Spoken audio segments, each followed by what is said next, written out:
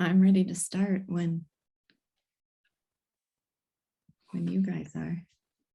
I'm ready. You ready, Joseph? I'm Okay. ready. It's recording. I thought I'd start. Oh, okay. So today we're talking about chapters 35 through 40. No, 35 through 39. Is that right? Or I did 35 to 40, but if you only want to do 39. 40. You know what? I think I did the wrong assignment. So you'll have to take charge with 35 with chapter 40. Not surprising. This has been a very hectic week. It won't be my only error. Okay, so I guess the thing I wanted to do differently than usual. Usually we go through chapter by chapter, but today, since everybody was on the edge of their seats, waiting to see how Angel Claire would respond to the revelation, I thought I ought to give people an opportunity to express their reactions and feelings, reactions to and feelings about his reaction. And I have some thoughts about some further questions too, but does anybody just want to say what they thought of his reaction? Grace, would you like to say? The whole, like, you were one person and now you're another. I'm like, look who's talking. Like, Yeah. you're a different person. Like, oh my God. And then the fact that, like, he did the same thing. And, like, living in sin with someone. I was just like, oh, I hate you so much. I got so mad. And did not tell her about it prior to the marriage. Right. Okay. Yeah. Oh man. I just was like seething. I have a question to make sure I understood. I want to understand the full gravity of the situation. So at the time, I'm gathering it's a very bad thing to have sex before marriage, right? But yeah, he did too. So it sounds like there's this double standard in society, or is it just his own double standard? Yes. Yeah. So it's not as bad for him as it is for her, at least in his own mind. I did become much more conscious in these chapters of something that I know is a theme running through, which is that, yes, there's unquestionably a double standard. And there's this scenario in which the welfare of a woman depends on how she's treated by men, and the same is not true in reverse. So there's a double standard in that sense too. Those lines from the previous chapters seem to take on much greater significance here for me when it says there's a point at which she's expressing emotion because she's having apprehensions about not having told him and suffering this internal strife, and he says, well, she's a moody one. I'm going to have to take very good care of her when we're married. But the idea of I'm going to need to take her into my care, she is dependent on him taking her into his care. So his response to the revelation does determine her fate. If he had accepted it, she would be fine. She would be okay. So I just was struck with how vulnerable he's showing women in this society to be in the hands of men. So not just, in the hands of the injustice that Alec perpetrated against her, but then this further injustice of having Angel turn his back on her. And to be clear, like, it doesn't matter how or under what circumstances you sleep with somebody. In this case, she's raped. As soon as you break that in this society, you're impure and it's a mark against you. He describes her as Alec truly being her husband, right, in these chapters. He would have a greater claim to being her husband than Angel does. Yeah, but Hardy clearly doesn't think that is a principle of nature.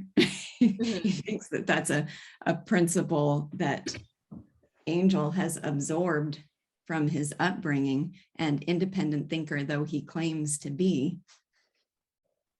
I'm going to steal the phrase Well, from and that later. kind of brings up the idea that I think has been present throughout, but I think really comes out a lot in this section that we read.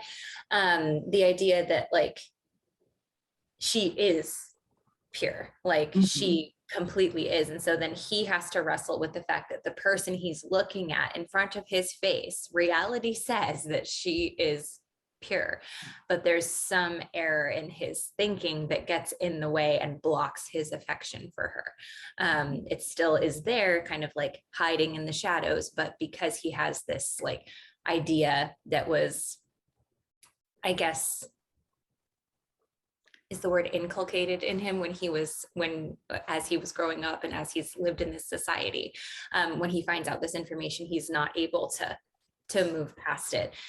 So kind of like the difference between like the biblical sense of being pure and then the real sense of being pure. But then there's also that Bible verse that I think basically says that Tess is pure. The one that the mother reads. Yeah. So that was just the kind of the thing that I was thinking a lot about as I was reading this section. So it would be cool if we could talk about that idea as we go through. Yeah, just does anyone want to share a general reaction? Were you surprised that that was how he reacted? I'm sure you were outraged. I doubt I have to ask that. But I do feel like there were conversations we had leading up to it that made it not feel like it came out of the blue. There were those conventional aspects of his character that we saw hints of, and then that repeated declaration of her purity, his absolute trust in her total purity. So there were things that I think, but it still, well, Grace, you were, last time you mentioned what I said, right. My own reaction when I got to this scene. And can I tell the story? It was so funny. Please do. Well, not funny, totally understandable, but you know what I mean.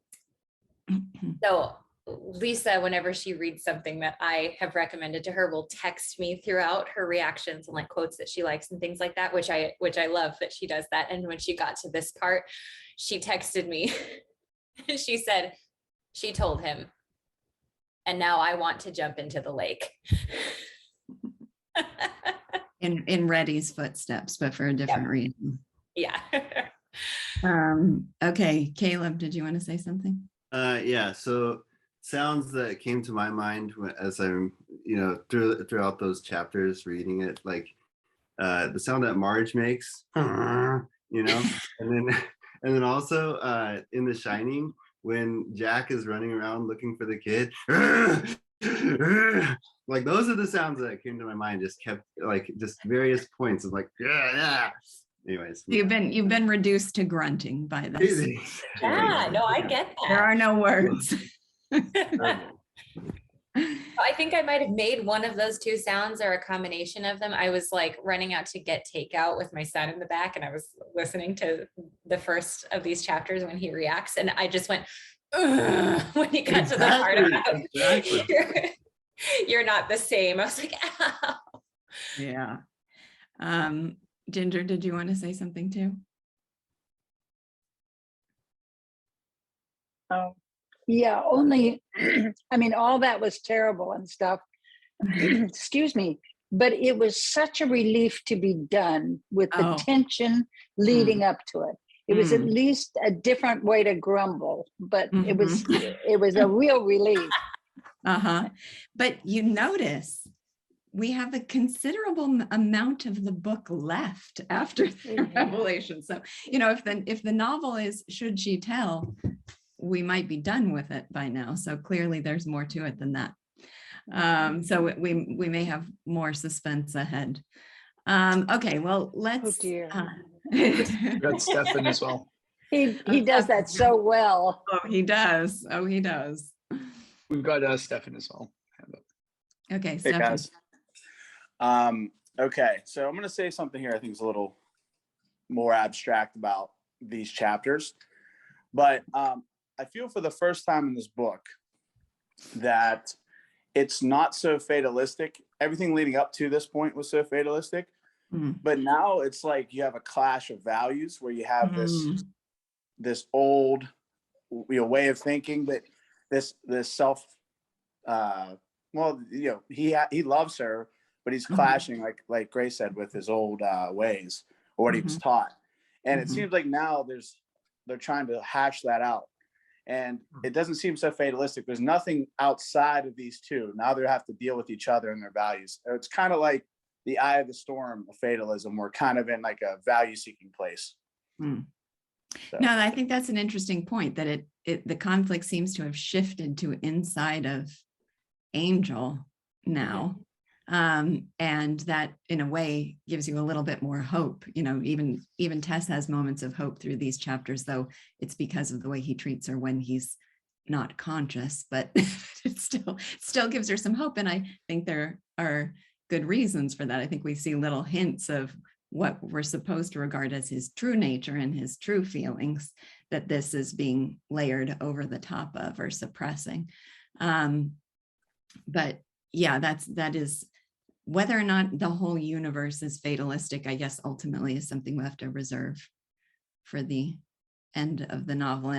And my feelings of where the sense of doom and fatalism lie does shift from chapter to chapter. I'm not quite, I won't claim to be totally clear on it, at least not at this point.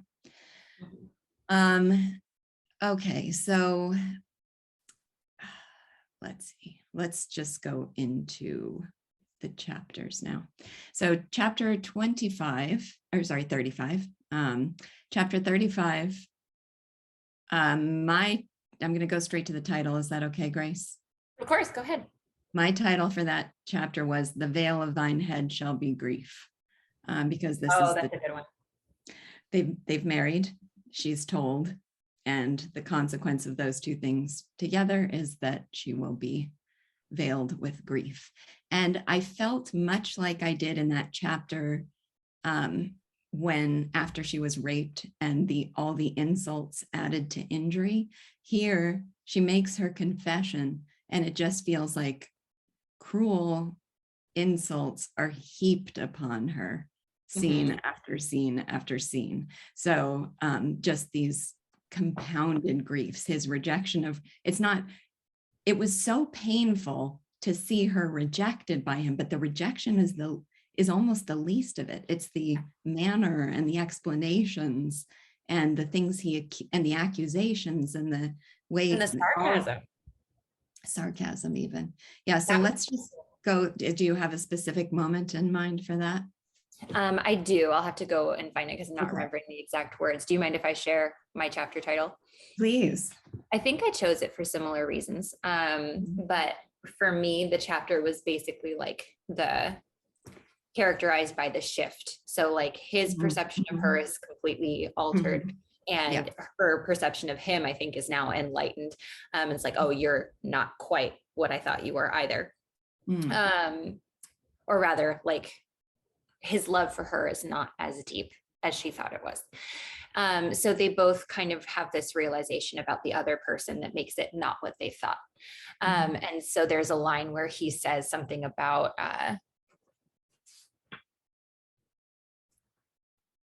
you were one person, now you are another. How can forgiveness meet such a grotesque prestidigitation as that? And I chose a grotesque prestidigitation as the. Okay, so from his perspective, that's what just happened. Well, and I think from our perspective too, like seeing him react this way, like maybe like there were hints that he would, but hoping that he would, follow through with this like devoted love for her that he professed to her, and then realizing that his affection is more, what was the phrase from before, more bright than hot. Yes. Yeah. So does she doesn't find any fault in him though. She wants him to kill her. She would love him more if he killed her. She assumes all the blame herself. So she certainly doesn't blame him. I don't think. Can we? No, I don't think she does. I think I might have misspoken when I said that. Mhm. I think that the prestidigitation is on our part, On our part, and on Yeah. his part. Okay, that makes sense. So I'll just inventory some of the insults added to injury. First, just the question, why didn't you tell me before? I imagine that evoked a groan from Caleb. Why didn't she tell him before? Did she try countless times?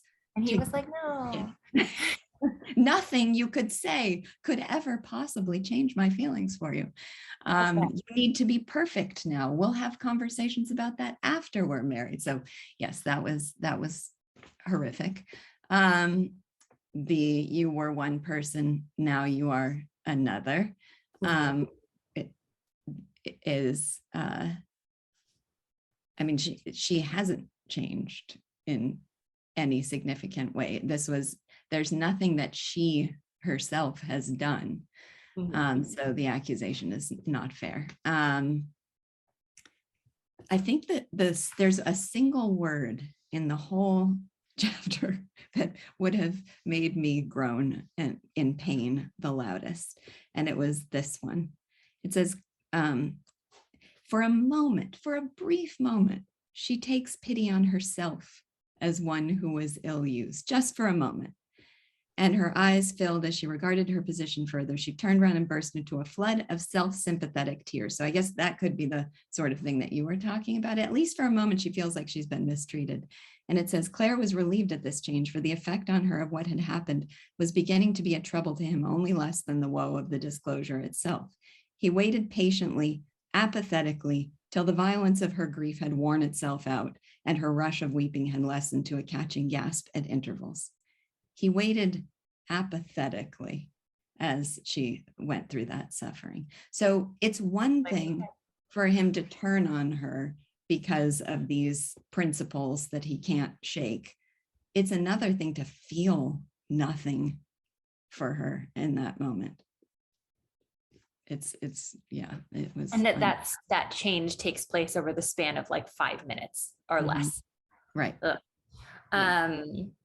The wounding sarcasm when he says, you are very good, but it strikes me that there is a want of harmony between your present mood of self-sacrifice and your past mood of self-preservation.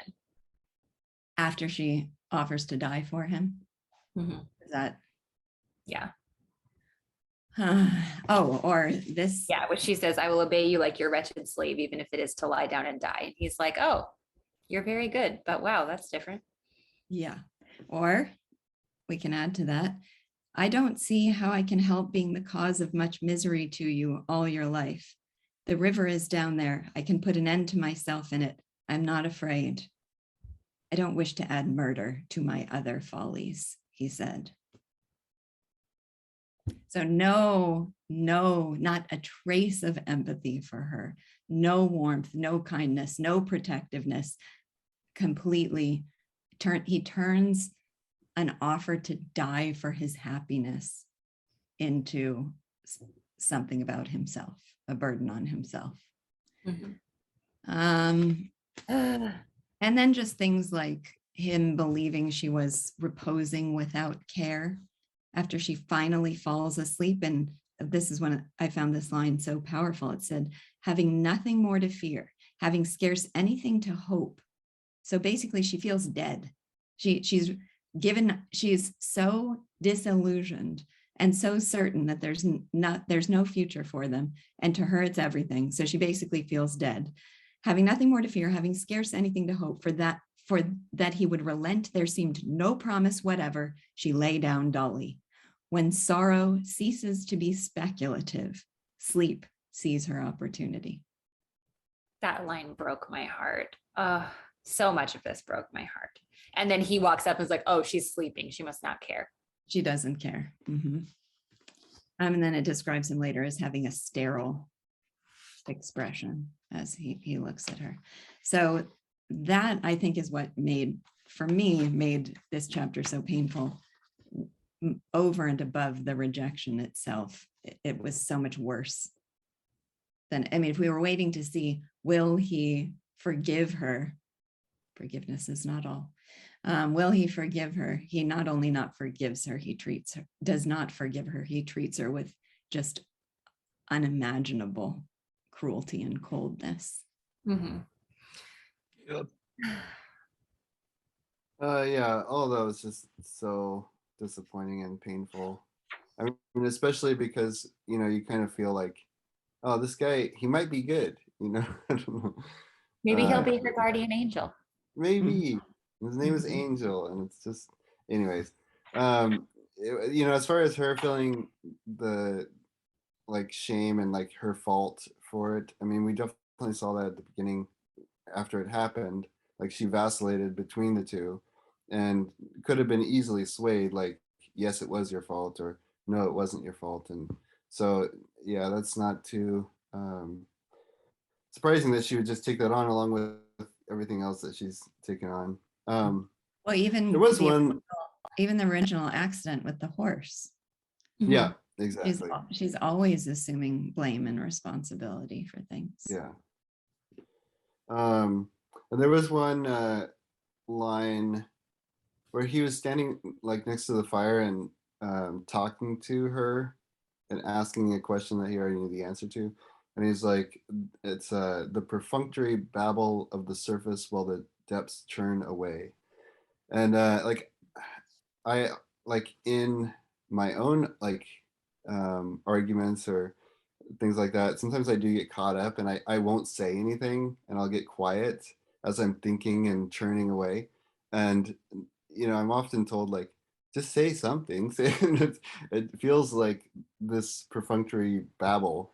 And yeah, so that's a. Well, I'm going to jump ahead to to a phrase from the next chapter, which is a vein of metal in a soft loam. That's how it describes Angel, as having this vein of metal, which was the these principles that exist inside of him. And it does describe him later as becoming consumed by thought, by thinking, by principle, by logic.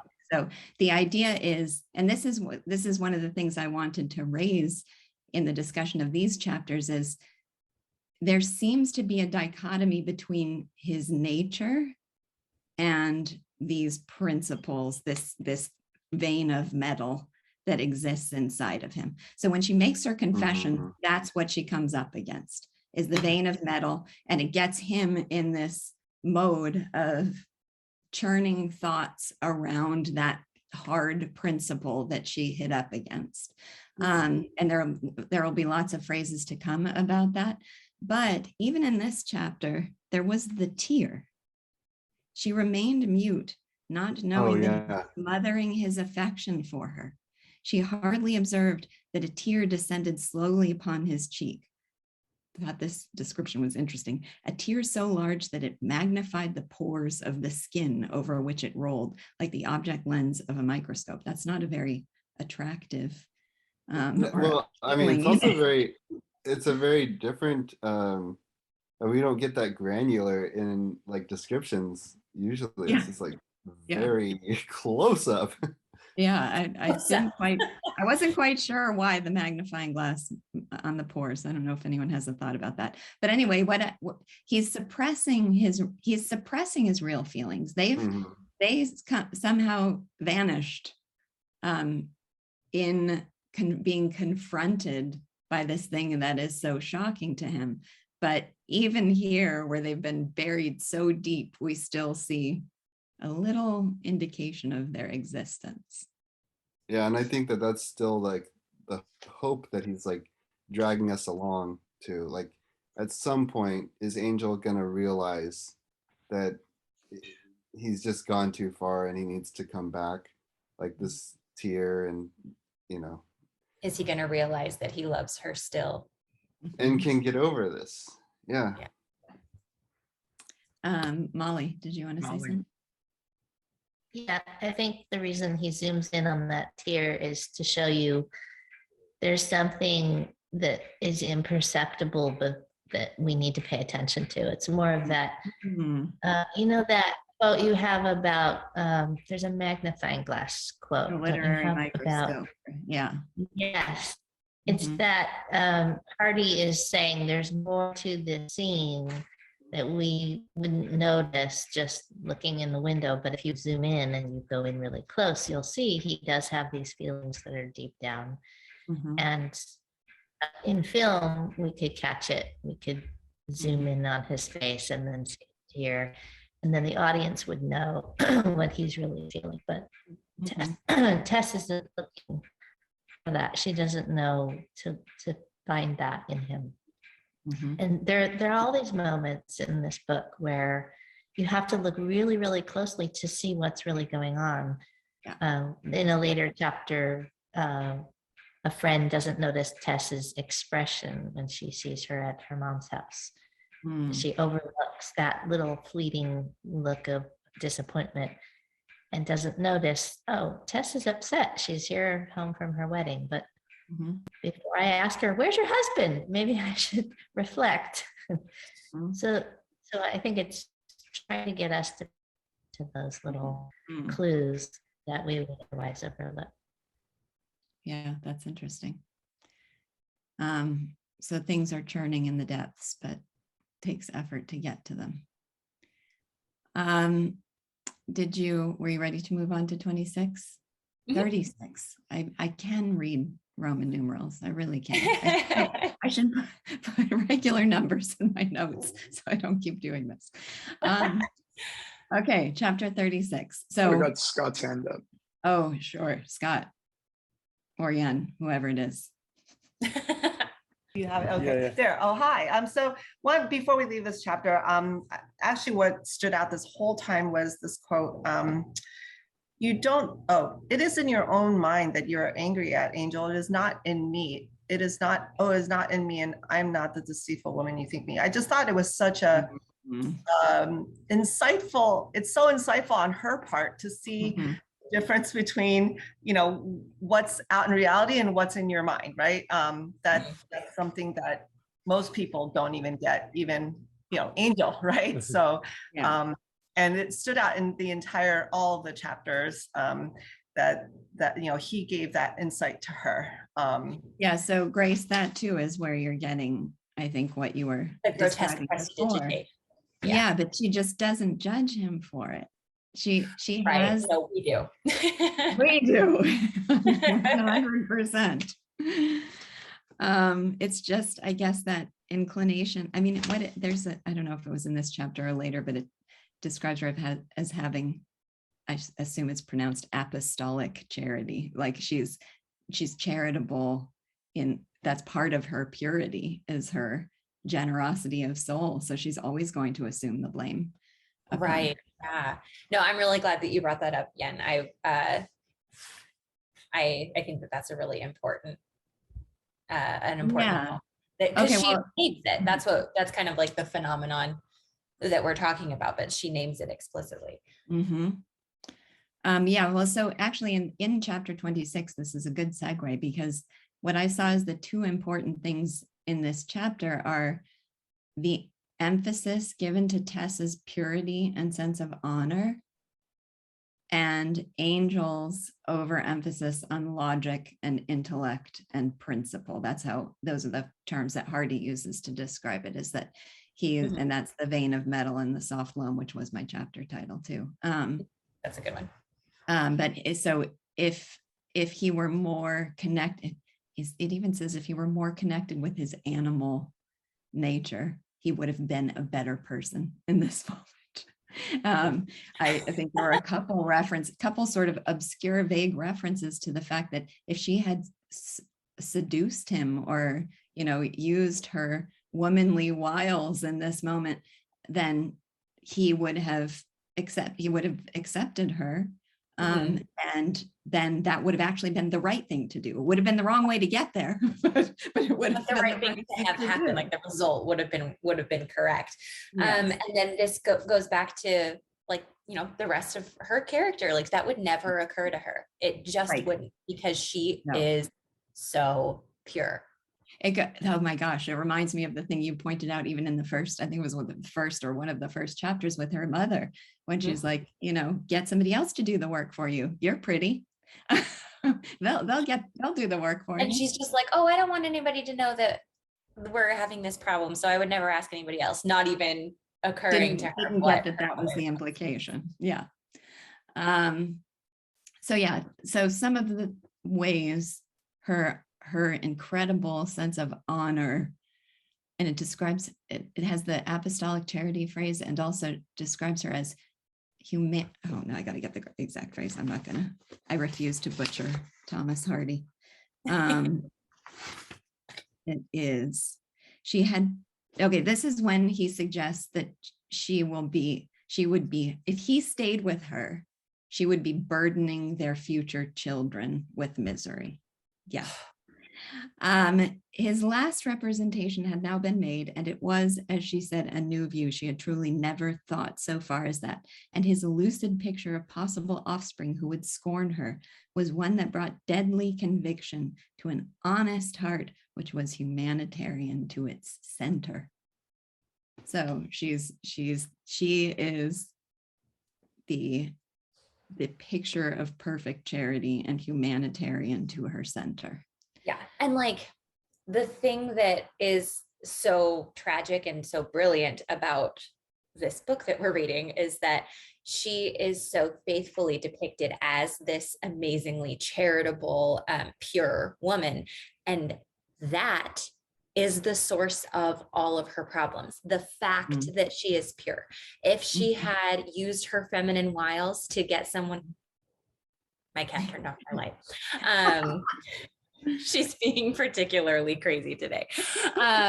So if she had used her feminine wiles to get some other boy to take the beehives, none of this would have happened. If she would have used her feminine wiles to get Angel back, story over. It's the purity of her character. It's also her beauty that dooms her, right? Her pure, like nature beauty, like the fact that she's so at one with nature, just her whole like pure sense of like her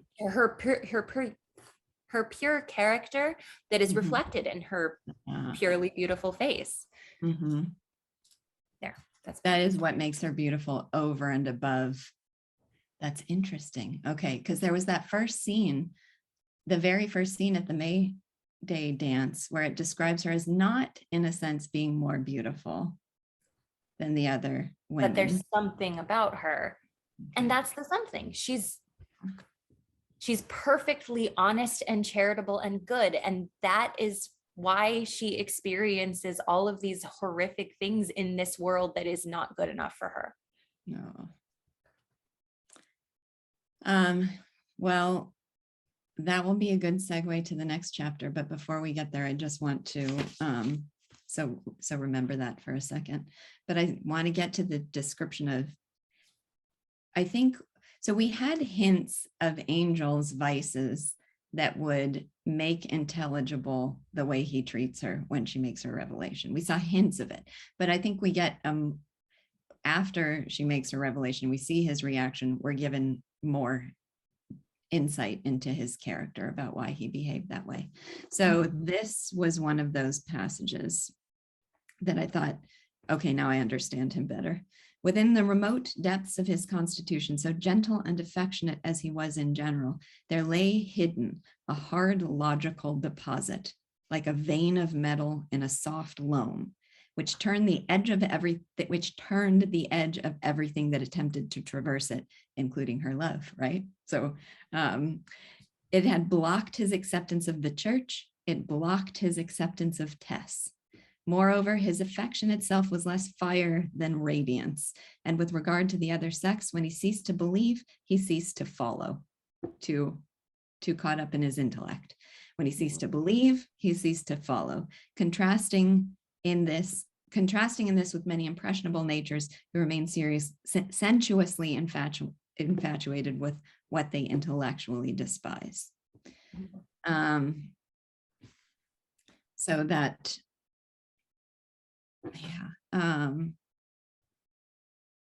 it's funny because it almost feels like part virtue, part vice, and he has to sort those out. That when he believes something, he acts upon it. but the belief is not well founded. So there's some error in his thinking that keeps him from actually acting upon good principles. yeah, and it's the fact that it's principle at odds with human nature. Here they're directly at odds with each other, and he's not recognizing that. Okay. And oh yeah, there was this other. It says, meanwhile, Claire was meditating verily. This is, Caleb, I forget the phrase you mentioned exactly, but it was, talking on the surface. And here it says, his thought had been unsuspended. He was becoming ill with thinking, eaten out with thinking, withered by thinking, scourged out of all his former pulsating, flexuous domesticity. That doesn't sound like a process that's serving him very well, all this thinking. So he's kind of caught in this cycle of unproductive thinking, and then he's babbling on the surface, and he's not really getting to the depths of what actually matters here. Any other? Not anything. This is not a productive question. This is not one that I expect anybody to answer. I just read these. I'm like, why are you doing this? Why, Angel? Why? Like, why can't you see the problem? I see it. Why can't you see it? You're smart. Well, I guess the other thing I took from this chapter is that there was a way when they met that we saw them as spiritual equals. And then after these chapters, Tess rises to a plane very far above Angel. And the why is something about that. I mean, it's about the conventions of society. There's going to be another paragraph too about this, about the conventions of society that he's accepted into his soul. And she hasn't. Yeah. It's like she's the angel and he's a mere mortal. She's the angel. There you go. That's it. Okay. Also, can we just take a moment on poetry too before we go on to the next chapter? The opening paragraph. Claire arose in the light of a dawn that was ashy and furtive, as though associated with crime. Have you ever heard a dawn described as ashy, furtive, and appearing to be associated with crime? The fireplace confronted with him with its extinct embers, the spread supper table, whereon stood the 2 full glasses of untasted wine, now flat and filmy, her vacated seat and his own, the other articles of furniture, with their eternal look of not being able to help it, their intolerable inquiry, what was to be done? Oh my God, it's prettiness. So this is one of those, where have I described this before? There's some scene in literature that when I reach it with my students, I always tell them the story of my experience of 9/11, just this aspect of my experience of 9/11, that I learned what had happened. I stepped outside of my door and I was aware that birds were twittering, the sun was shining. This was Southern California. It was a beautiful day, and the world felt eerily changed. Everything about those, I did not experience those things in the same way at all. So the furniture is looking at him as if it's not, it has the appearance of not being able to help it. That's this, he's conceptualizing and finding a way to describe what I was experiencing in that moment. Yeah. The birds were not the same. The trees were not all the on the surface, they were the same, but they were transformed by what had happened. So it's because it's poetry, it's hard to conceptualize and put into clear words, but it just so effectively captures a feeling that we're all familiar with in some way. Real thing. Like you read that and you're like, I know exactly what is going on there. That kind of feeling of detachment, or I don't know if it's detachment necessarily. It's like you said, it's so hard to put into clear words. But yeah, like we've all been in a situation where we look around and the things that we see don't mean what. Yeah, well, you could wake up the morning after a party and see wine glasses that are not quite emptied, and think of them, as reviving the pleasant conversations you had the evening before, or something, not flat and filmy. Flat and filmy is a reflection of what's happening inside of him, Right. not the reality of those things. But that's how it feels. You feel kind of indistinguishable from the universe around you. Your mood gets projected on the objects, and he can capture that so beautifully. And the wine glasses, this is not essential, just interesting. The wine glasses are mentioned a couple times as being like completely full and untouched. And I really get the sense of like that being like the pleasure that they almost had. That got and stopped. so like it's, I know it's such like a little minor detail, but I just love Thomas Hardy's use of those things because it adds something special to that scene. Just that almost there, like if they would have just taken a sip, but they didn't. And then I also just really love his use of metaphor, even if it's just a really simple sentence. Like he says, the pair were in truth but the ashes of their former fires. Just reading sentences like that, I'm like, I'm so glad I discovered this book, because I can't imagine reading a sentence like that or seeing a metaphor like that in any other place. I just love him so much. But that was just me picking a couple, not essential. You can gush anytime you want. And then there's the line that says, she looked absolutely pure. Nature and her fantastic trickery had set such a seal of maidenhood upon Tess's countenance that he gazed at her with a stupefied air. It's because she is. But that's another, he gazed at her with a stupefied air. So there's some part of him that can see it, right? There's some part of him that can still see it, but he's still caught up in his obsessive, unproductive thinking. She's still running up against that vein of metal. There's something that still penetrates. Like, and it says nature and her fantastic trickery, and he's like, say it's not true. It's like, I mean, that thing happened, but that doesn't mean what you think it means. Well, now I forgot what the segue is with our conversation before, but my title for the next chapter was All's Wrong with the World. But I actually almost chose that one. I want to make sure I don't do that thing where I skip. It's chapter 37. 37, not 27. I like yours better. I don't even want to share mine. Admittedly, I'm unhappy with my chapter titles this time around. So well, the reason I decided upon that one is that this is all that anticipatory pleasure and joy that we felt in the scene where he carried her across the river. Now he's carrying her across the river again. But it's totally not the same. So it just, the parallels of those two scenes and the context that's surrounding them, it's just a total reversal. In that moment, in the original scene, it felt like everything was right with the world, and now it feels like everything is wrong. And even just this image of him like sleepwalking and carrying her across the landscape, I'm just like, like it's so haunting. It's like something you would hear in a ghost story. And I just remember, this is just a personal aside, again, not very essential. I just remember the first time I read this and coming to this scene and being like, are you kidding me? Like, this isn't a book. Like, and it's so beautifully written and it's so poetic. And yet it's like I said, something you would expect to hear in like a ghost story.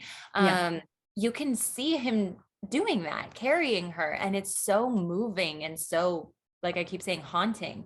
And yet if you think about what's going on, it's like, I can't believe that's happening right now. Well, it's funny because it is one of, I keep talking about those scenes that you'll remember forever. So this is one of those scenes. It's given such a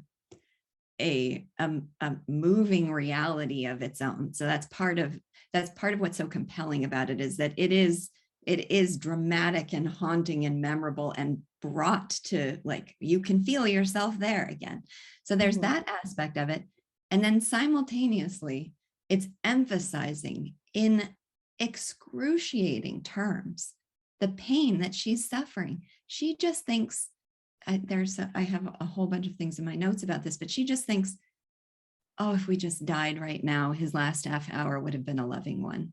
Oh. And it would be so much easier to die by drowning than to face parting from him. I mean, that is the depth of her love and the extent to which she is given up on life and would give up on life for him.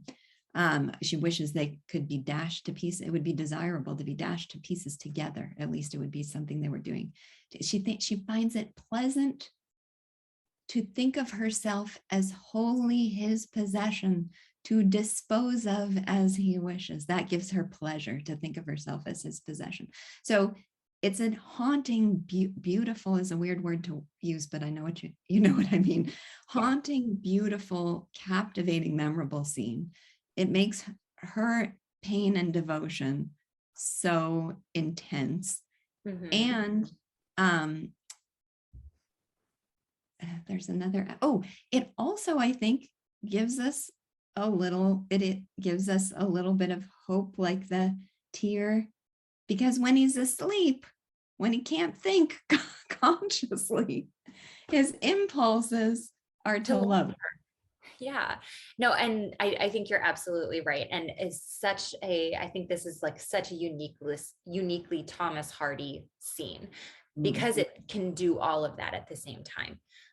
It can be just on the surface completely like hauntingly beautiful, and then also play all these roles in the story and be so important and so meaningful. Yeah, you'd read it as a short story on its own terms, just for the description of that scene, but it has so much meaning for the rest of the story. Yes, and that's him. Yeah, that's Thomas Hardy. Yeah. A few hands, Caleb. Yeah, I would say one more layer to this that is classic Thomas Hardy, in that he's giving this beautiful description, but also it's a metaphor for the dependency that you were saying about women on men. Like, she is completely dependent on him. This is her life or not life. And then there is that moment where she considers pulling him down with her and how that would look. But it's not just into the river. If they were to stay together, it's also, she sees this as pulling him down with her by them staying together, by her impurity being connected to him, that they have to part, whether it's her falling into a river or her going off somewhere else and not being with him. It has to be. And it's it's like you said, so many layers of concepts just like flooding into your mind, and so much hope and so much pain. And at the end of it, you're just like, please, yes, like he has to know that he did this. And then he has to know that he did this. That's exactly what that was, the sentence that went through my head. Yeah. Oh, it's tough. Stefan? So I found it interesting that what he did while he was sleepwalking was exactly what she thought she deserved, in a sense. And she, like you said, she just accepted it. But the scene that really hit me was when he just laid her in the coffin, and then it was all over. And I'm imagining this as a movie and kind of thinking of the score that would be behind all the scenes leading up to that. And then just kind of, okay, now he's laying me in a coffin and he just done. And just like, I don't know, I just think of the music and the kind of relief in a way, but still the very darkness. I don't know, that's probably, I can't think of a better word, but the fact that she's laying in a coffin, it's just crazy. So they've come through that scene, but now she's just lying in a coffin. Right. We've gone through so much. That was quite the journey. And then that's the end. And then concerned for his welfare, primarily. Yeah. Yeah. Okay, sorry, just had to turn back on.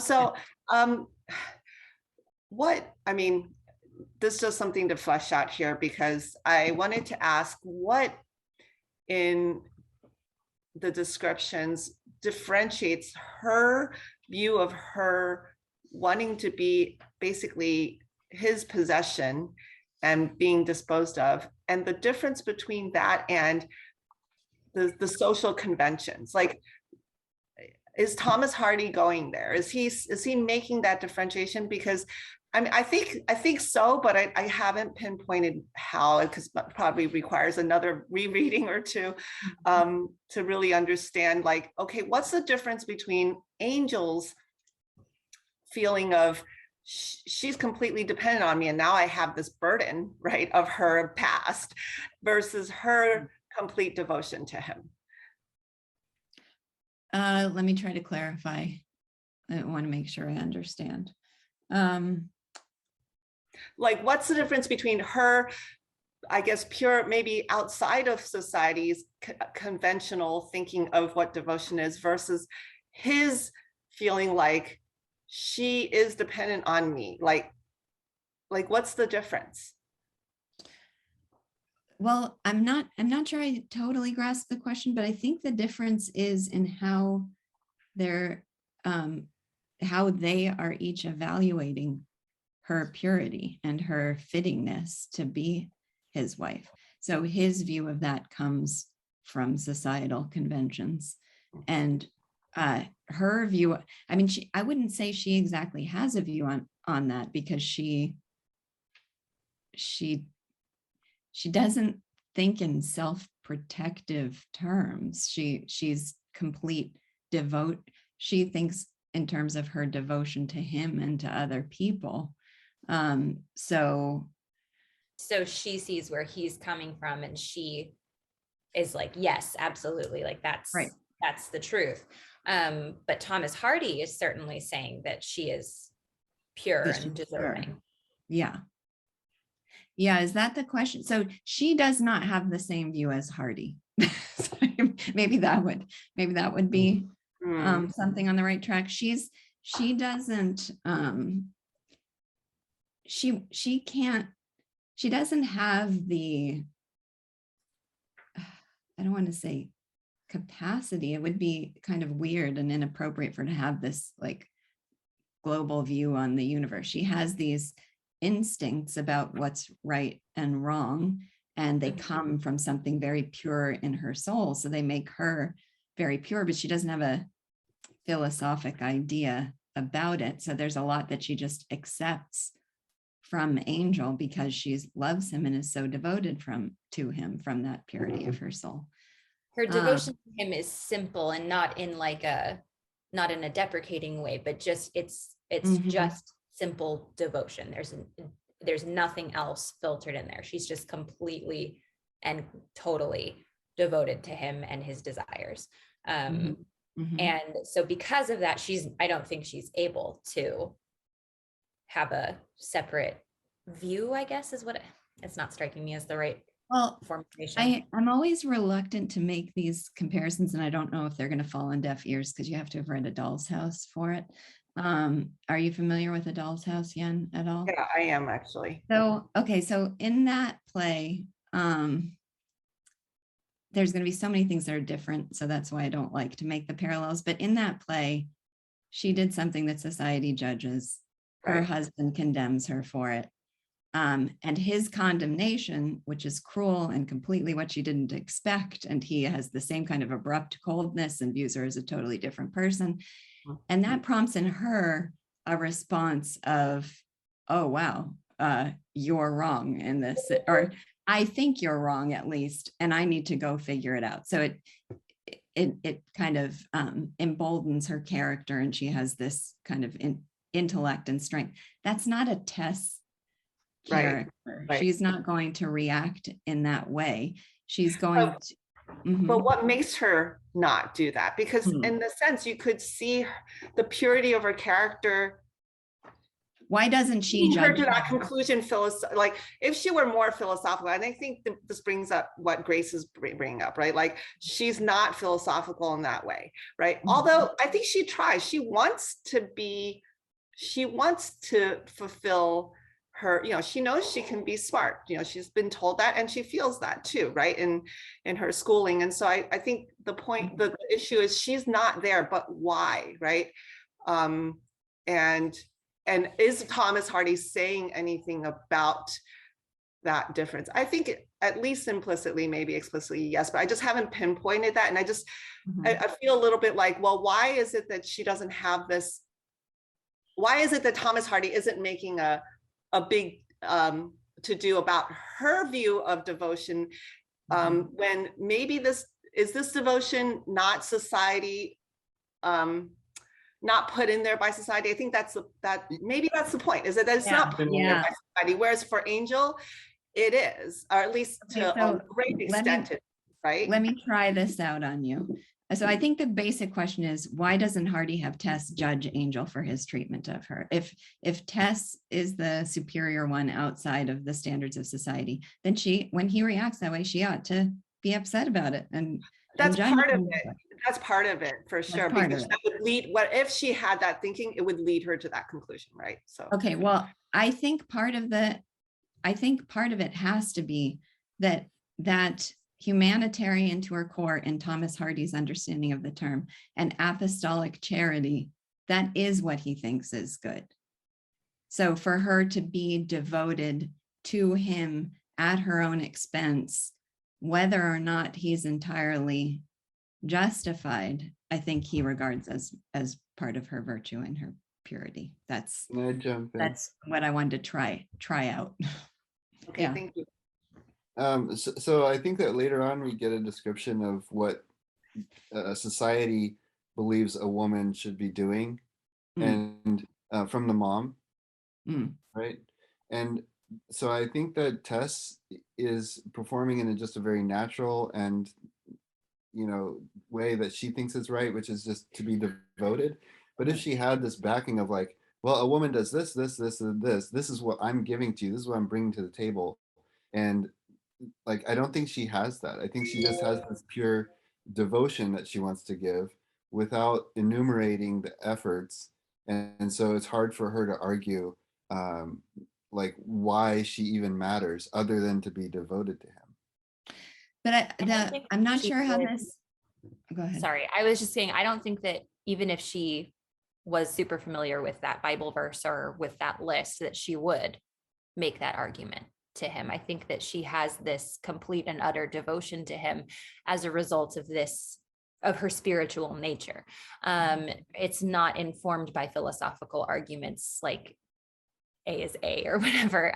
It doesn't exist explicitly in her head that way.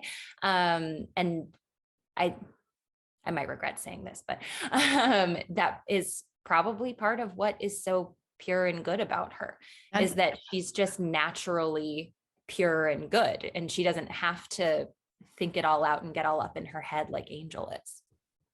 Yeah, I think we have to accept, that Hardy does not view her form of devotion as a societal standard that she's absorbed. He views her form of devotion as good, virtuous, pure manifestation of the best of human nature. I think right over society, over the current. Society. Yeah. Correct. Yeah. That was a really good way to put it. Okay. Hopefully I'll still think that that's true as we go on. That's my guess right now. Okay. So sorry, what chapter are we on? We just were wrapping up 20. Oh my God, I did it again. 37. What's wrong with the world and the river scene reversed. Yeah. So let's move to 38. Which I just have to share in the margins, I wrote as she was like walking him back to the house during that chapter. This is the last thing I'll say and then we can move on. Oh, yeah. I just wrote, she's being his guardian angel in the chapter. She's saving him. Yeah, she is.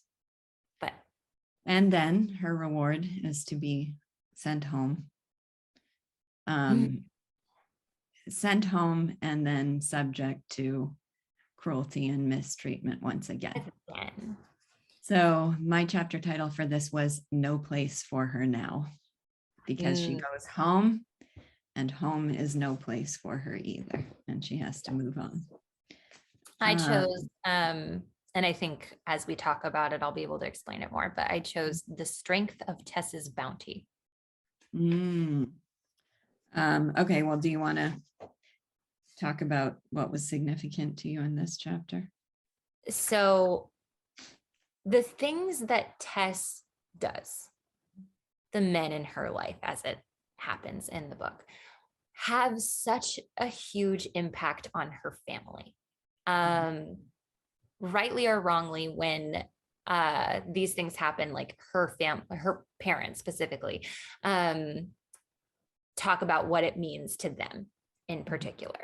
And because it's almost like, Yeah, I'm having a hard time putting it into words, but it's like the things that her position in the world is what determines whether or not they can have what they deem to be a good life, which for them is being able to buy drinks for other people and get drunk. And so when this thing happened with Alec, they were like, okay, why didn't you make him marry you? Because then, you know, we would be high up in society. And then when she does get married, and then in Joan's view, she screws it up. She's like, why do I have such stupid children? Which is not literally what she says, but in so many words, that's what she says. And then in the end, they're satisfied because she gives them some money and she says, I'm just going to go join my husband, and goes away. And that's where I got the phrase, the strength of her bounty, where with this assertion of her dignity, she bade them farewell. And after that, there were lively doings in the Derbyfield household for some time on the strength of Tess's bounty. Her mother saying, and indeed believing, that the rupture which had arisen between the young husband and wife had adjusted itself under their strong feeling. So this is another form of the charity, her bounty. She doesn't judge them, she doesn't blame them, she gives them. Sometimes be actual money, and sometimes it's just her body. Yeah, and sometimes it's just her benevolence and generosity of soul to them. Yeah. Okay, so the indignities, how do we, let's inventory some of the indignities here. So her mother calls her a fool. I'm sure I don't know why children am I bringing forth should all be bigger simpletons than other people's. But okay, so like you were saying, Tess's burdens are theirs. They show little concern for her, or what she's suffering. It immediately gets turned to the burden on them. Yeah, she starts crying right away because of what it means to her. Yeah, yes. But on top of that, to make it worse, after her first burst of disappointment, Joan began to take the mishap as she had taken Tess's original trouble, as she would have taken a wet holiday or failure in the potato crop, as a thing which had come upon them irrespective of desert or folly, a chance external impingement to be borne with, not a lesson. Not a lesson. So both, there's no lesson in this, and it's just, just a thing that happened, and the scale of the thing that happened is equivalent to a wet holiday or a failed potato crop. And it's just like, okay, well, that happened. It's not my fault. We just have to deal with it, and that's it. The whole "it's not my fault" thing, that's a psychology. Like, like that's a real thing. Yeah. Like their personality can be surmised by "it's not my fault." It's not my fault, or it's not my fault, or woe is me. Yeah. Because we have this from her father. And now to be sure what they fellers at Rolliver's and the Pure Drop will say to me. How they'll squint and glane and say, this is your mighty match, is it? This is your getting back to the true level of your forefathers in King Norman's time. I feel this is too much, Joan. I shall put an end to myself, title and all. I can bear it no longer. Mm. And then the thing, yeah. I'm sorry. Go ahead. Go. No, you go. The indignity, maybe it bothered me more than it should have. Maybe it didn't stick out as much to other people, but the worst indignity was for me, when Tess says, yes, he's gone, when she first arrives, and her mother says, what's the meaning of that? Nation sees such husbands as you seem to get. Yeah. What? Oh, but sorry, go ahead. Yeah, you had to grunt. I did. Caleb. Yes. Oh, I just have to say my last one, that the one that bothers her the most is that they become suspicious of whether she ever got married at all, of whether he ever married her at all. And she can't. Oh God, it's terrible. The perception that her word could be doubted even here in her own parental house set her mind against the spot as nothing else could have done. Oh. Caleb. Yeah.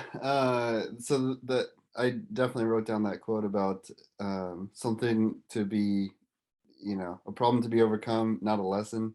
Like, Yeah. Wow, that just opens up so much about their method of thinking, that, the reason why they don't get like concerned about these things happening is because it's just all like fatalistic. Everything is just like, oh, That happened. well, no, that one really was like, ah. There's no amount of self-reflection. Like, what could I maybe do to have a better life? No, that's preordained. I'm just going to get drunk. Yeah. Molly. Yeah, I was struck by the casual threat of suicide that her father makes after she's been in real danger and has volunteered to commit suicide and even really considered it under the mistletoe. But then her parents both throw out these phrases that are meaningless, like Joan saying that ever I should have lived to say it. That kind of, swearing on the idea of not having lived or not being alive right after this cemetery kind of scene, horror scene where he's sleepwalking. And after her repeated expressions of a total willingness to die for his sake, and then her father says it flippantly because of what? Because of what the people at the pub are going to say about it. Those are the consequences to him, that he's going to be the subject of gossip. So naturally, and he's gonna also that he wants a family vault as big as Squire Jollard's ale cellar. That he's comparing his family history, his heritage, his good name, his reputation, all the things that really mean something to Claire, to an ale cellar. That's like those two values are equivalent. Yeah.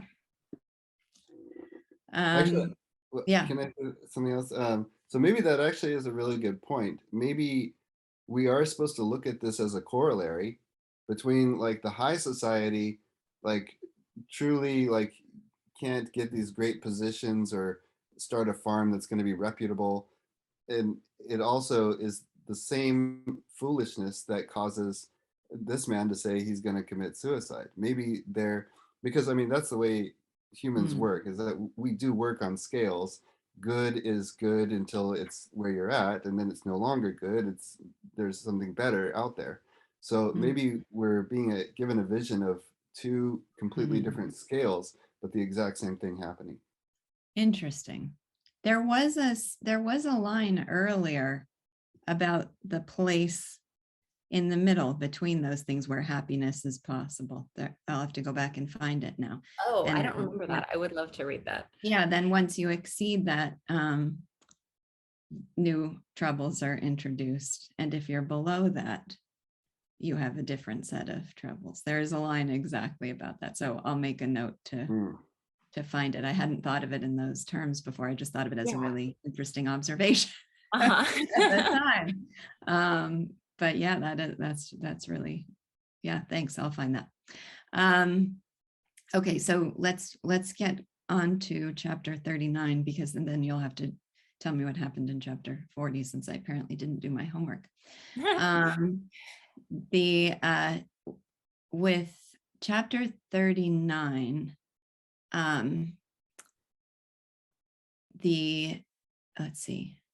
To me, the most important, since we're getting a little bit short in time, the thing that I want to make absolutely sure we talk about is that this, I feel, is where we get the clearest description of Angel's limitations, of what it was about him that caused him to react to her the way he did. And so I titled this, well, I couldn't, when I thought of it from his parents' perspective, I called it the terrible sarcasm of blind magnanimity, not from their perspective, but the section that was about his parents.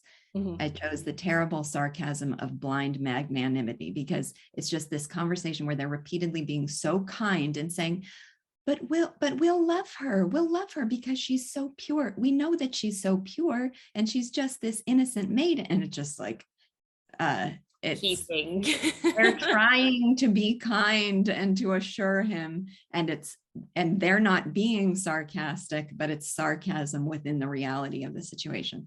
But I called this chapter The Shade of His Own Limitations, because I thought this was, the last paragraph was a revelation. I like that title. The night the woman of his belittling deprecations, this night, the woman of his belittling deprecations was thinking how great and good her husband was. And we're to admire that. But over them both there hung a deeper shade than the shade which Angel Clare perceived, namely the shade of his own limitations. With all his attempted independence of judgment, this advanced and well-meaning young man, a sample product of the last 25 years, was yet the slave to custom and conventionality when surprised back into his early teachings. No prophet had told him, and he was not prophet enough to tell himself, that essentially this young wife of his was as deserving of the praise of King Lemuel as any other woman endowed with the same dislike of evil, her moral value to be reckoned not by achievement, but by tendency. Yeah, and I feel like there's answers to your question in there too. So her virtue is not intellectual achievement, it's natural tendency. But this description of him as, what really happened in this moment is it proved he was slave to custom and conventionality, and it just surprised him back to his early teachings. And those are the limitations within him. Yeah. Yeah. I also really like the last line in the chapter. In considering what Tess was not, he overlooked what she was and forgot that the defective can be more than the entire. But yeah, I'm glad that you highlighted that section, because I think that is probably the most important thing you get from this chapter, is that explicit statement of his shortcomings, how he is trying to be independent from that aspect of society because he sees that it's wrong. But when he hears her confession, he's so surprised that he just kind of falls back into what happened before. And maybe this is silly. It kind of reminds me of, like, I think we all have this to some degree, where you're like, oh, I'm never going to say to my kids what my parents said. But then they surprise you by doing something that, like, it's like, oh God, that's terrible. Don't do that again. And then you just come out with something that your parents said to you. Yeah. Yeah. So he's just not, he's not prophet enough. He's not, I think he's not as connected with what's meaningful and real as Tess is. And right, which we kind of had inklings of that before. This is the most explicit. Yeah. This is the most explicit, exactly. Like talking about I just had a quick question.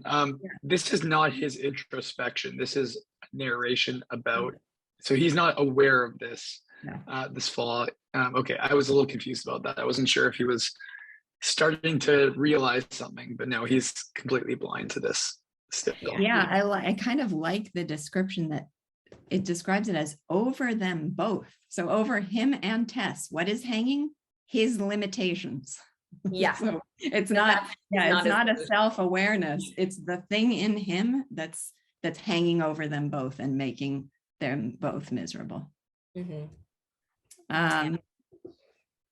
So yeah, I guess the most important things in this chapter are the reaction of his parents. And the thing I want to say, which is a recurring theme, especially with his father, but I think also with his mother, that it says, okay, so they keep stressing, she's pure, she's virtuous, we'll love her. She's never had a love, she's never known another man before. Like that is the thing. Yeah, that's the image. She's a country girl who has no worldly experiences. So that's the thing that their love depends on. But then there's this line later that makes you want to judge them negatively because it feels like she's set up for them to reject her in the same way. But then it says later, he bade a quick goodnight to these sincere, simple souls whom he loved so well, who knew neither the world, the flesh, nor the devil in their own hearts, only as something vague and external to themselves. So it gives you the feeling that there's still something good and pure and kind in them, but then they just got these formalistic teachings layered on top of it. Yeah, that's a really good way to put it, because I was thinking about that idea as well, because there's certainly something that Thomas Hardy is setting up, like the difference between the Claires and Tess, and how they both have this earnestness about them, and they both have this purity about them, but it just is defined in different ways, like by society and by nature. But then even with the Claires, like it seems like they, it's not just defined by society. It seems like they do have this legitimate earnestness. The brothers, I'm not so sure. Yeah, I think the brothers are more societal and short-sighted and more swayed by right. more swayed by the by the comings and goings of society. Ginger, you had your hand up. Oh, sorry. You have something behind.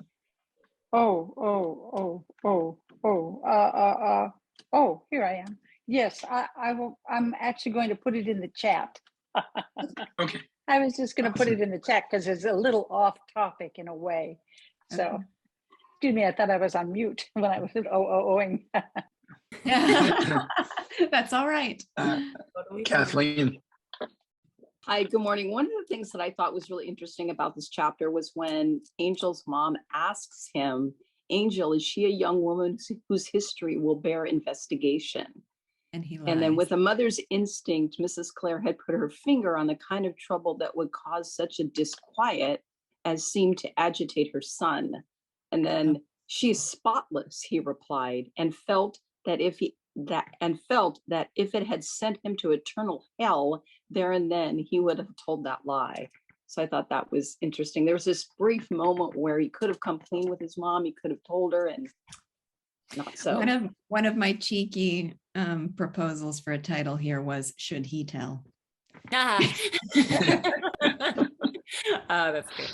I actually chose "She is Spotless" as my chapter title because she is. She absolutely is. And I think the part where they quote the Bible verse, when I first read the book, that was the part of the chapter that stuck out most to me, because I felt like that was a list. That's like a checklist of like, do I have a virtuous woman in front of me? Does she do this? Check. Does she do this? Check.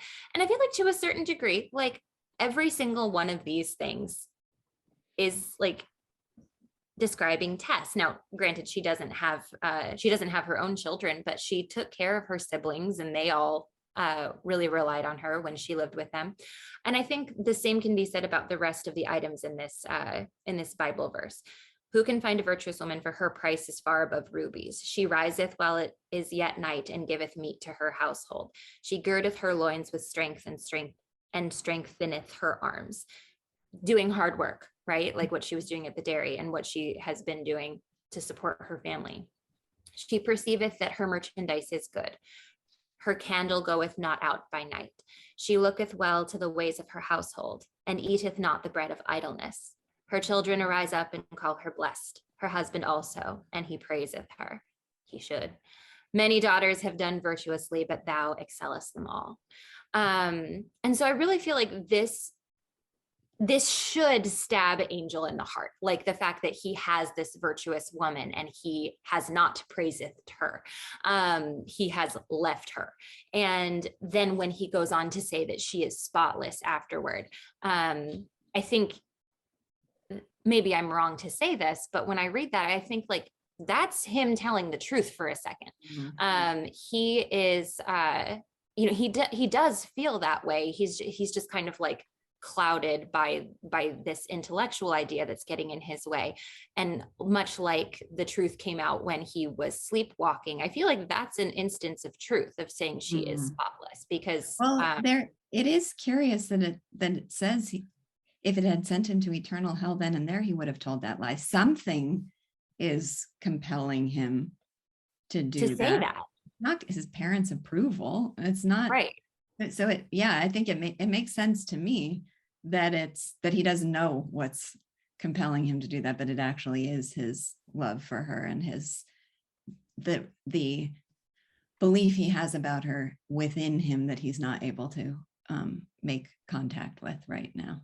Right, Directly. because he has this thing covering his affection for her, informed by his youth and his education. But I think that he does, underneath it all, know that she is this pure woman. Yeah, and that passage is really interesting because we can interpret it in ways that are judgmental of her, or we can interpret it in ways that are proclaim the virtues that she does possess. And that's the struggle that's going on inside of Angel that he has to come to terms with. Okay, so what did I miss in chapter 50? Well, I almost threw my book across the room. Oh no! Oh, which chapter? So, I mean, I have read it, but it was 40, long ago. Chapter 40 is when it starts off with him leaving Emminster and whispering in Mercy's ear, and she gets all offended. And then it's when he's chapter. Never mind. You're good. Never mind. This is when he proposes to run away with Iz. Yeah, that's right. That's when I almost threw the book across the room. Okay, I did read this. And I called it an impulse toward folly and treachery. Oh, good. This is where a lot of the grunting came in. Oh yeah. No, I completely agree. When you said you hadn't read chapter 40, I was like, no. No, I have. And oh my goodness. Oh, these girls, her answer is so good. Her answer is so honest and kind and pure. No, I don't love you more than Tess. No one could love you more than Tess. She would give her life for you. Yeah. And part of the problem that I had with my chapter titles this time is that it was really hard for me to take my favorite parts and separate them from what the essentials were. So I made the title Not More Than She. That's good. That has a big heart next to it for me. Yeah. Okay, well, people want to comment on so you almost threw the book across the room when he proposed running away with. Yeah, just I hope I understood the full context of what he was doing, but it was just, I think he was starting to blame Tess, and so he decided to do something rash, and he's going to Brazil, and no one's going to know about him, so he can do whatever he wants, and it was horrible. Yeah. Stefan has his hand up too.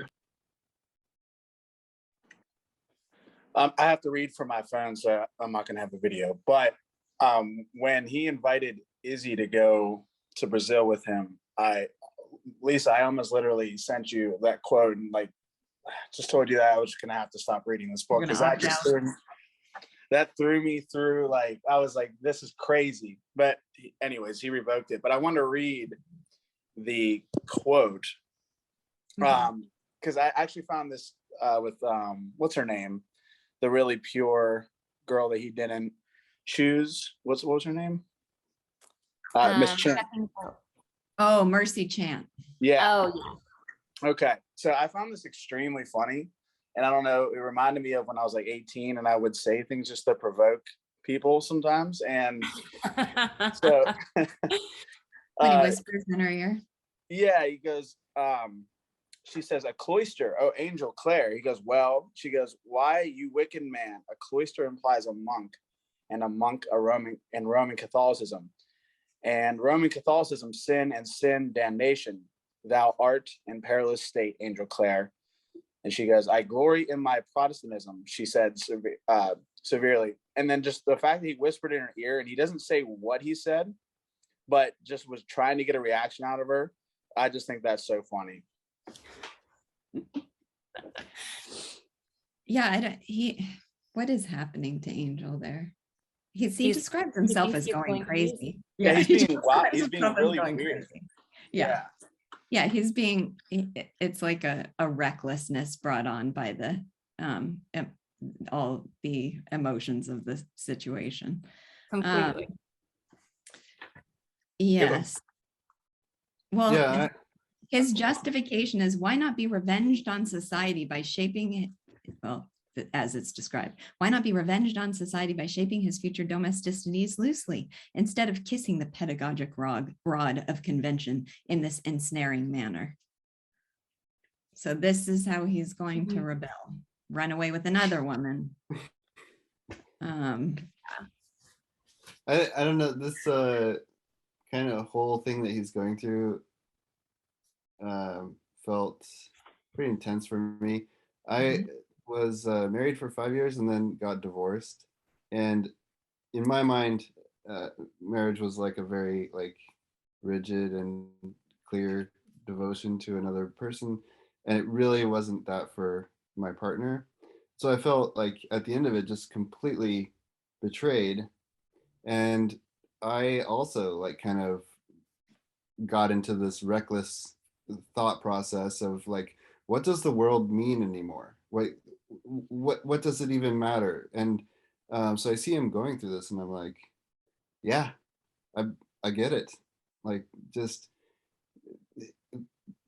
Except that it's it's total. Yeah, I mean, but inside of his head, these things are not as clear. We have he is so much he more is going perspective. crazy, and I love this scene as the setup for the little moment of revelation that he gets as a consequence of Iz's goodness and honesty. So we see him go crazy, but it's an opportunity because she is so pure and good. I mean, my heart absolutely breaks for these kind, devoted women. There's this line where it says, he drove on, but no sooner had Iz turned into the lane and Claire was out of sight than she flung herself down on the bank in a fit of racking anguish. And it was with a strained, unnatural face that she entered her mother's cottage late that night. Nobody ever was told how Iz spent the dark hours that intervened between Angel Claire's parting from her and her arrival home.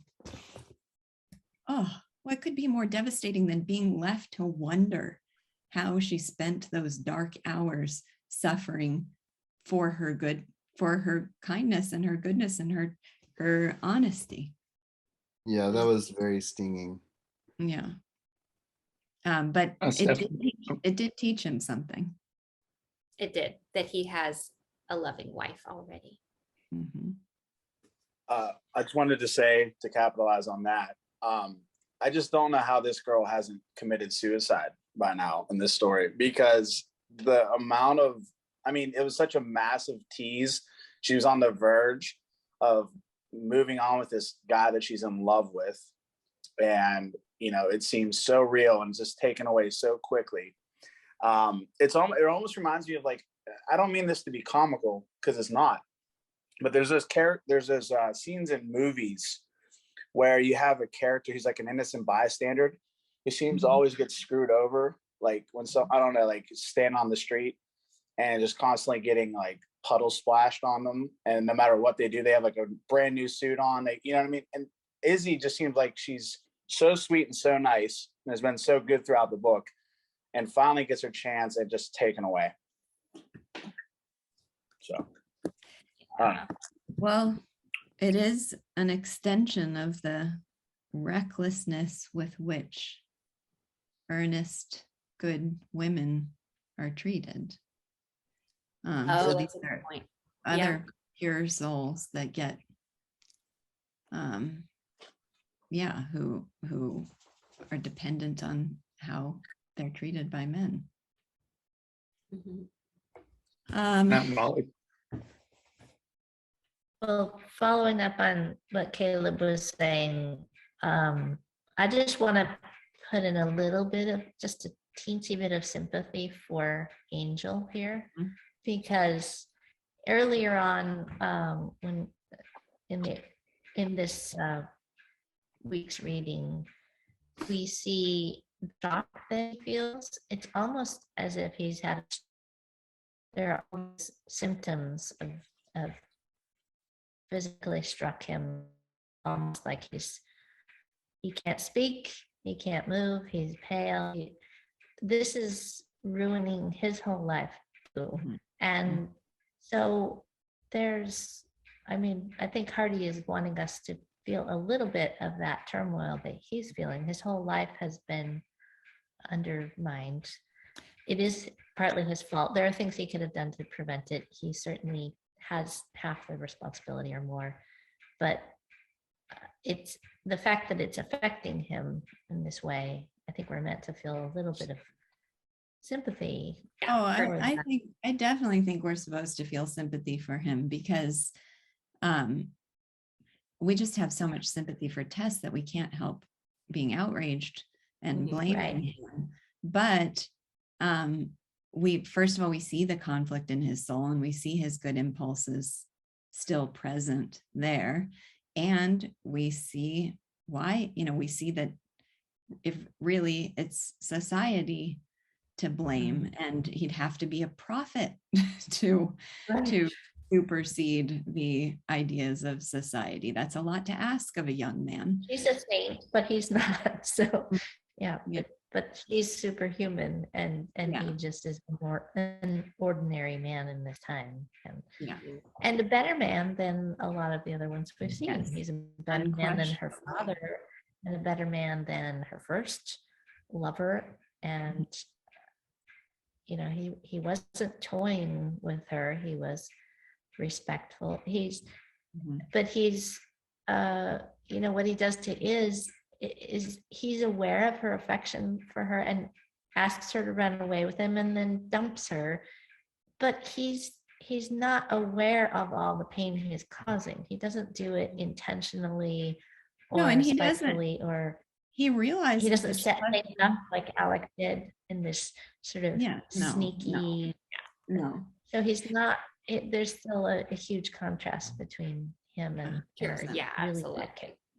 No, And he even though realizes he's that wrong, yeah. we feel so sorry for him, because he's clearly struggling with the fact that he's wrong, and he can't figure out that he's wrong or how he's wrong. And so you see how that plays out for him, and absolutely feel sympathy for him.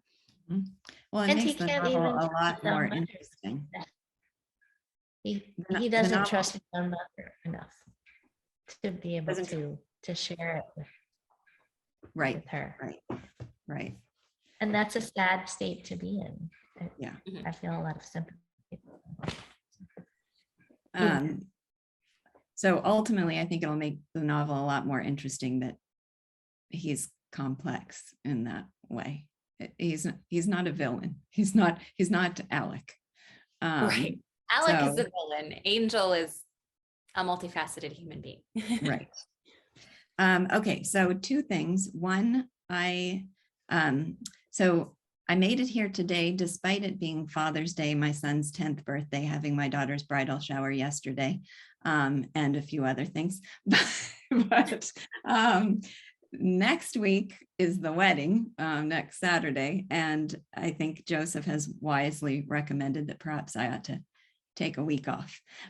So we're going to resume the week after. I will be in DC at the time, but I should be able to join the group from there with no trouble. But Joseph does have something to offer you should you wish to appear next Sunday morning. So go ahead, Joseph. Yeah, so some of you may be aware that Lisa and I have been working on a project. She alluded to it several months ago, and you probably haven't heard a whole lot. Well, we have a prototype ready to share. I'll be demoing it at OCON for anyone that will be at the conference in DC. But I thought it would be fun to give you guys a sneak peek and help me practice the presentation. So next Sunday, I'll still send out a link, and I'll be here for anyone that is interested in seeing what we're doing and how we're trying to, help bring a little bit of the VanDamme Academy literature experience into people's homes. So yeah, I'll be here next week to show off what we're doing and get some feedback and share that with all of you. So you can send a reminder about that. Yeah. Excuse me, I don't know what just happened. I'm coughing suddenly. The assignment will be 320 to 366 for the What fall. chapter numbers are those? Yeah. Here I go. I got chapter numbers. Okay, it'll be 51. No. Yes. 41. 41. It'll be 41 to 45 through 45.